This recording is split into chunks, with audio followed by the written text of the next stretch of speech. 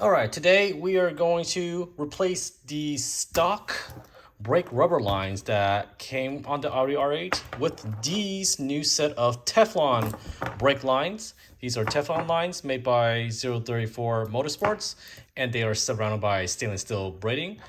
So I plan to track this car in the next year or two, and I want to get this car slowly ready for track day. And I figured the best way for me to maintain that brake feel when the brakes get super hot on a track is to install better lines like these. These should expand less, and I should get a more consistent pedal feel as I push the car on the track or even push the car in the canyons. So let's get started. So let's get started with the rear brake lines. Of course, jack up the car, take the wheels off, and this is the rear rubber hose for the brake line for this brake caliper here.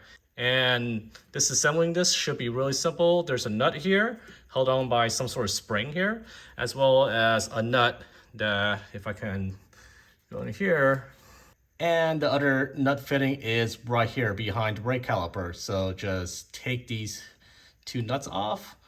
Make sure to get some towels because it's going to be pretty messy. And here is the new line installed right here. You're going to need a 11mm wrench here. And for the connection that connects to the caliper, it's going to be a 14mm wrench. So now let's move on to the front brake hoses. There is one nut that you see here. You need to use an 11mm wrench to loosen that nut. And in the back right here, there's the other nut. You also need to use an 11mm wrench right here, not a 14. So it's pretty simple.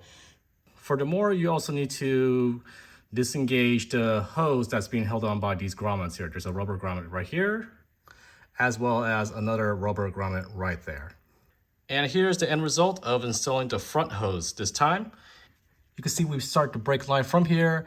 It snakes around and goes down towards the brake caliper right here. Now each hose will take you approximately 10 to 15 minutes per side. And of course, once you finish, you obviously need to bleed all of your brakes. Now I'm actually gonna go ahead and flush my entire system. I'm gonna upgrade my brakes to ATE Type 200.